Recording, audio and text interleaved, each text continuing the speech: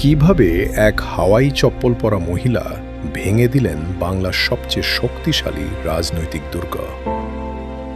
৩৪ বছরের সাম্রাজ্য ভেঙে যিনি উঠলেন শীর্ষে, গঙ্গার বদ্বীপের এই আর্দ্র গভীরে, যেখানে নদী সাগরে মেশার আগে শেষ নিঃশ্বাস ফেলে, সেখানে ক্ষমতা শুধু দখল করা হয় না, ক্ষমতা সেখানে নিঃশ্বাসে প্রশ্বাসে মিশে থাকে।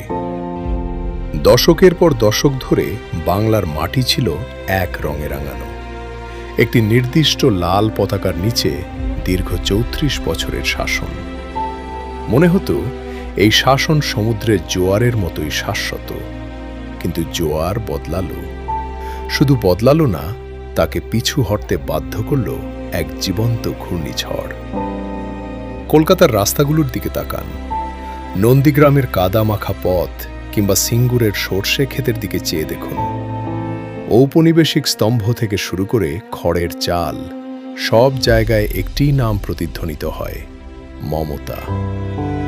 তিনি কেবল একজন মুখ্যমন্ত্রী নন, লক্ষ লক্ষ মানুষ যারা তার সেই পরিচিত হাওয়াই চপ্পল পরেন, তাদের চোখে তিনি এক মসিহা, এক ত্রাণকর্তা, এক বড় দিদি, যিনি সেই সময় রুখে দাঁড়িয়েছিলেন যখন বিপ্লবের পুরুষেরা ক্লান্ত হয়ে পড়েছিল।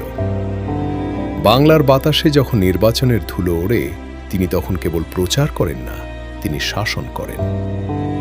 বাকিরা একে গণতন্ত্র বলে, কিন্তু বাংলার এই ভূখণ্ডে এটি হল নিয়ন্ত্রণের এক অনন্য পাঠ। তিনি তৃণমূল স্তরের প্রকৃত স্থপতি। পাড়ার ক্লাব থেকে শুরু করে মহাকরণ বা নবান্ন, প্রতিটি স্পন্দন তার ইশারায় চলে। দিল্লি যখন বিস্ময়ে তাকিয়ে থাকে, তিনি তার রাজ্যের সীমান্তে এক সাদা সুতির শাড়িতে প্রহরীর মতো দাঁড়িয়ে থাকেন। বাঙালি অস্মিতা বা বাঙালির পরিচয়কে তিনি আগলে রাখেন এক পবিত্র আগুনের মতো। সমালোচকদের কাছে তিনি এক লৌহ মানবী, এক রহস্য, আর তার মানুষের কাছে তিনি সেই একমাত্র কণ্ঠস্বর যিনি বিশ্বব্রহ্মাণ্ডের কোলাহলের মাঝেও তাঁদের ভাষায় কথা বলেন।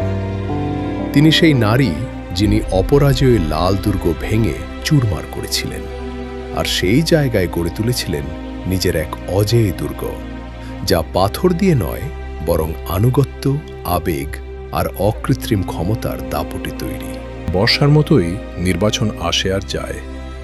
উত্তর দিক থেকে ঝড়ো হাওয়া ধেয়ে আসে, তার দরজায় আছড়ে পড়ে সাম্রাজ্যের দাপট আর অর্থের আস্ফালন। তারা তার দুর্গ দখল করতে চায়, তারা এই বদ্বীপকে খণ্ড বিখণ্ড করতে চায়, কিন্তু তারা একটি কথা ভুলে যায় যে নারী নিজেই এই মাটি হয়ে উঠেছেন, তাকে জয় করা অসম্ভব। তিনি এই রাজনীতির চূড়ান্ত নিয়ন্ত্রক, কারণ তিনি রাজপথের হৃদস্পন্দন, আইনের কালির চেয়েও ভালো বোঝেন।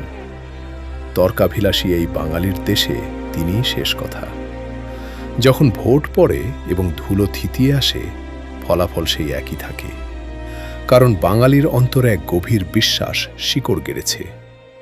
যতদিন দিদি রাস্তায় হাঁটছেন, যতদিন লাউডস্পিকারে তার কণ্ঠস্বর গম গম করছে, ততদিন বাংলার পরিচয় মাথা নোয়াবে না।